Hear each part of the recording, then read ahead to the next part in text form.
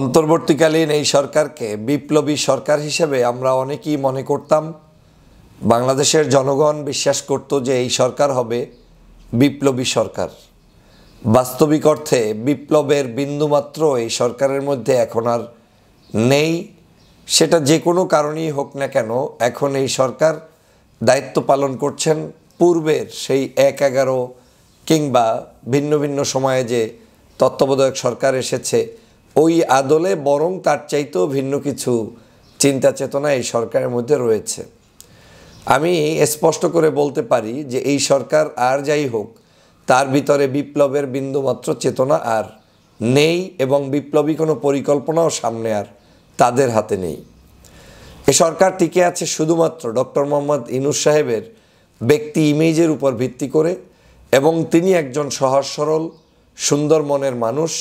বাংলাদেশকে বিনির্মাণ করার তার একটি স্বপ্ন রয়েছে।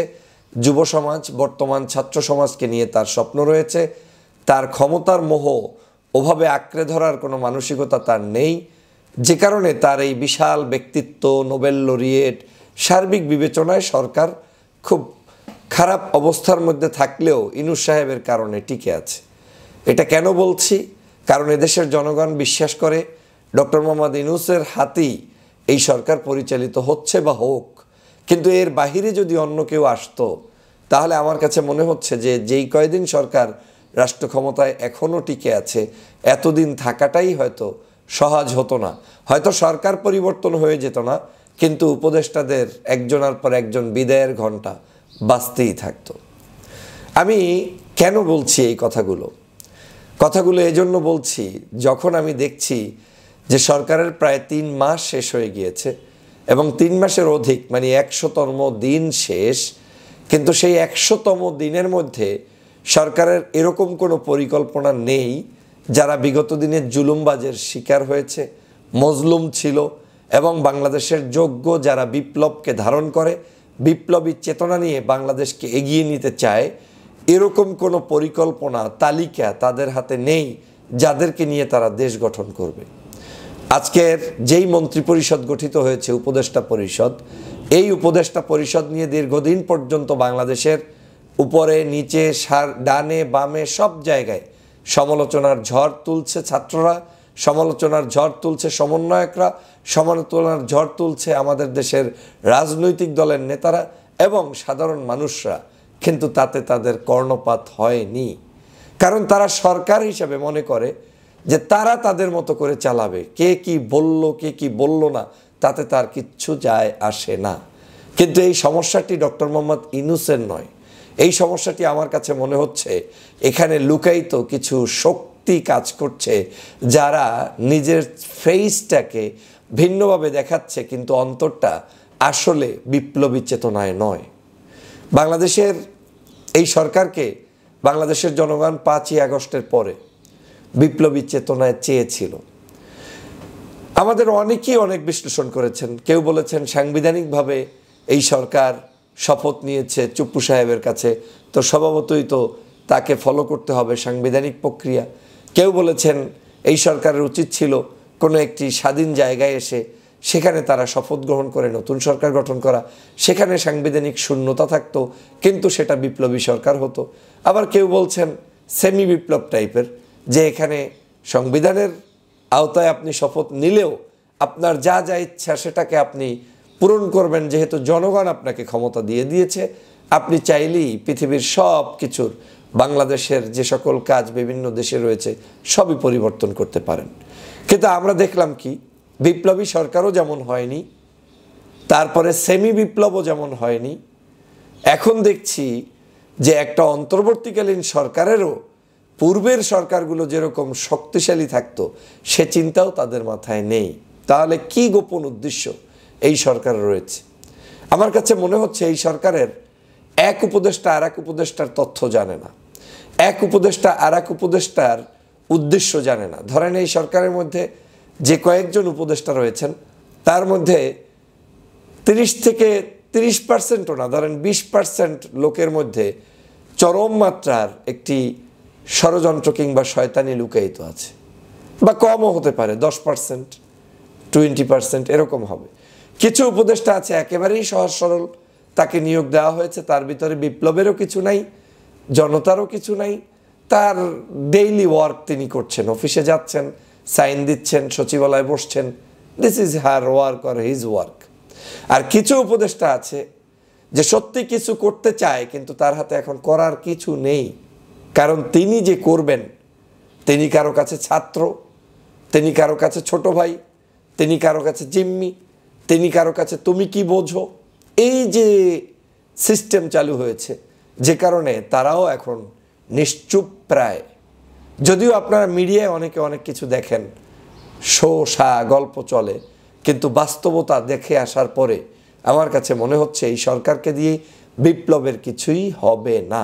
একেবারে ধরে নেন বিপ্লবের কিচ্ছু নাই, বিপ্লব হবেই না। যারা এখনো ঠান্ডা মাথায় তৈল দিয়ে ঘুরে বেড়াচ্ছি আর বলছি যে আমার বিপ্লবী সরকার না, বিপ্লবী সরকার না। হ্যাঁ, শেখ হাসিনা চলে যাওয়ার পরে একটা সরকার দরকার, সেই সরকার, এবং সেই সরকারটাও হচ্ছে শেখ হাসিনা চলে যাওয়ার পরে বা পূর্বের বিভিন্ন সরকার চলে যাওয়ার পরে যেই মানের সরকার বিভিন্ন সময় ছিল, সেই সরকারও না, এটা আরও ভিন্ন কিছুর সরকার। আপনি দেখেন বাংলাদেশের ম্যাক্সিমাম জায়গায় এখন পর্যন্ত সরকারের সকল বড় বড় দালালরাই স্বপদে বহাল আছে। পৃথিবীর একটা কোনো রাষ্ট্র দেখাতে পারবেন না যেই রাষ্ট্রের কোনো রাষ্ট্রদূতের পরিবর্তন হয়েছে। জিজ্ঞেস করবেন কেন হয়নি, বলবে যে রাষ্ট্রদূতের পরিবর্তন করা যাবে না, কারণ এটা আমলাতান্ত্রিক জটিলতা, কারণ এখানে বিসিএস পদ্ধতি, ক্যাডার সিস্টেম, এইটা সেইটা, সব এই সকল গাল গল্প আপনাকে শোনায় দিবে, আপনাদেরকে বুঝাই দিবে যে এটার কোনো প্রয়োজনীয়তা নেই।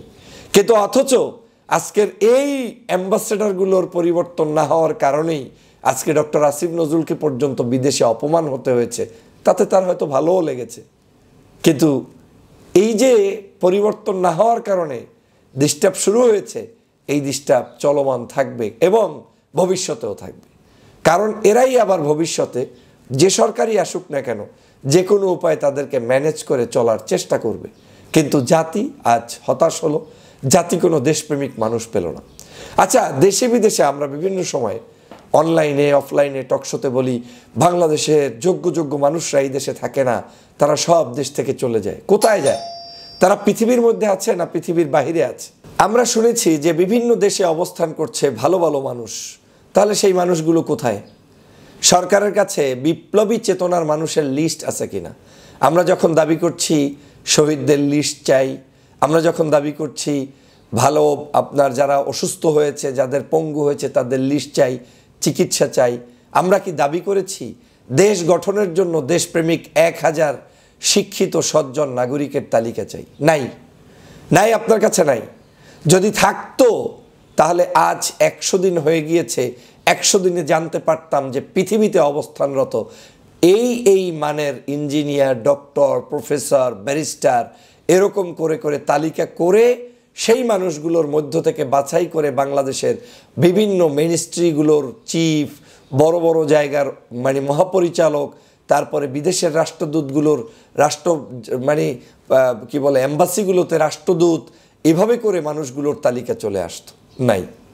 যদি সেটা নাই থাকে তাহলে আপনি চালাচ্ছেন কাকে দিয়ে? চালাচ্ছেন আপনার ওল্ড ফ্যাশন দিয়ে। এবং ওল্ড কারা? আওয়ামী লীগ। শুধু মুজিব কোডটাকে পরিবর্তন করে এসে তারা বসে গিয়েছে চেয়ারে, যে কারণে এখন আমার ভাইয়েরা মজলুম। আমি ছোট্ট অভিজ্ঞতা থেকে বলছি, এখন কথা বলা শুরু হয়েছে এরকমও যে অনেকেই আজকের সব জায়গায় উপেক্ষিত ছিল 16 বছর, চাকরিতে তাদেরকে বন্ধ করা হয়েছে, মানুষগুলো ঠিকমতো পোস্টিং পায় নাই, স্বভাবত কারণেই তাদেরকে আজকের সচিবালয়ে দ্বারস্থ হতে হবে, বিভিন্ন মন্ত্রণালয়ে গিয়ে বলতে হবে আমার উপরে জুলুম হয়েছে, অত্যাচার হয়েছে।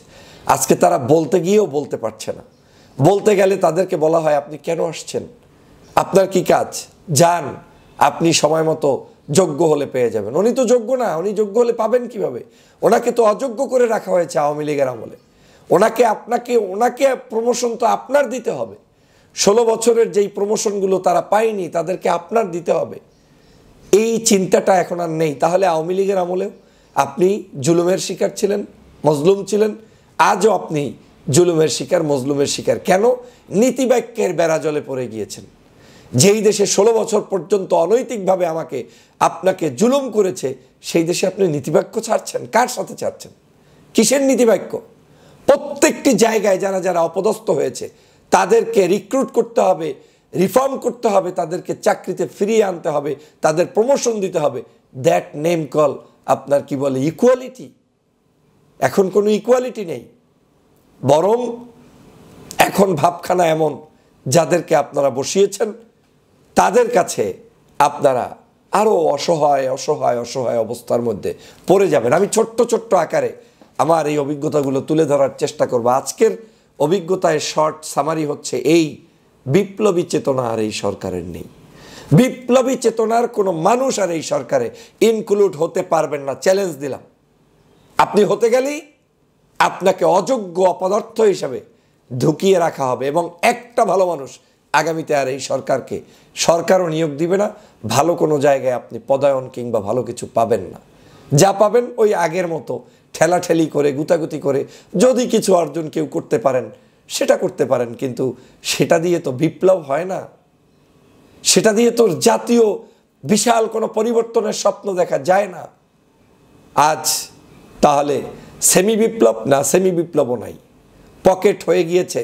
আমি অনুভব করছি একজনের হাতে 3-5টা মন্ত্রণালয়, 2টো মন্ত্রণালয় নিয়ে বসে আছে, এবং তাতে আনন্দ ফিল করছে তারা, কারণ খুব ব্যস্ত। উপর থেকে নিচে, নিচ থেকে উপরে জনগণ এসে বসে থাকবে, এদিক যাবে সেদিক যাবে, কেউ কাউকে সালাম দিবে না। এই হচ্ছে অবস্থা, এখন দিচ্ছে না। তাহলে এই দেশে আপনি কি চেতনা লালন করবেন? তাহলে গতানুগতিক সরকার?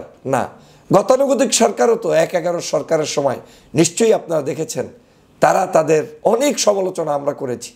তারপরেও তারা যাদের উপরে ক্ষিপ্ত হয়ে ক্ষমতায় এসেছিল তাদেরকে কিন্তু প্রশ্রয় দেয়নি।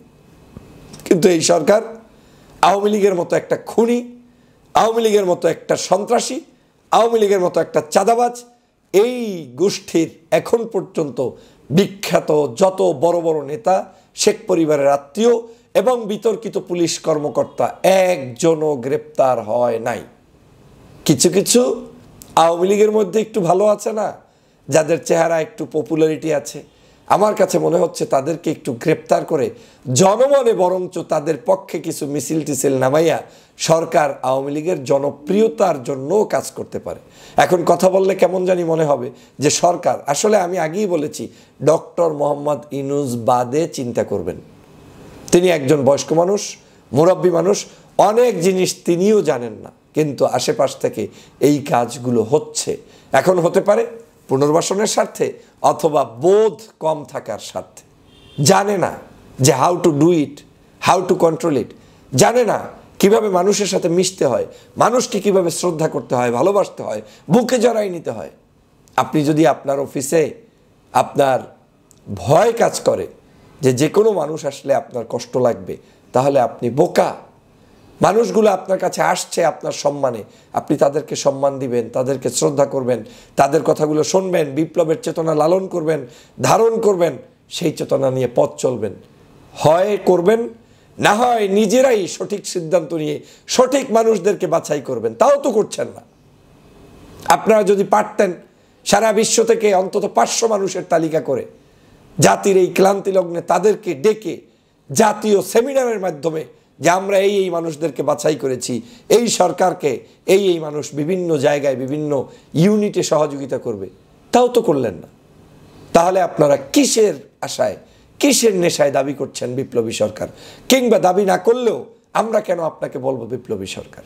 তাহলে আপনারা কিসের সরকার সেটা জনগণকে ক্লিয়ার করতে হবে। যাই হোক বন্ধুরা, আমার ভালো দিক হচ্ছে এই, ডক্টর মোহাম্মদ ইউনূসের যেহেতু কোনো লোভ লালসা নেই, তিনি একটি সঠিক নির্বাচনী প্রক্রিয়ার দিকে আগাতে চাচ্ছেন। গতকালকে তিনি যে ভাষণ দিয়েছেন আমি তাকে ধন্যবাদ জানাই। এই ভাষণটাকেই ধরে নিয়ে আগামীর বাংলাদেশ গড়তে হবে। দ্রুততম সময়ের মধ্যে দেশে একটি নির্বাচন অনুষ্ঠিত হোক এবং একটি নির্বাচিত সরকার প্রতিষ্ঠিত হোক, সেই প্রত্যাশা ব্যক্ত করছি। আল্লাহ হাফেজ। আসসালামু আলাইকুম ওয়া রাহমাতুল্লাহ।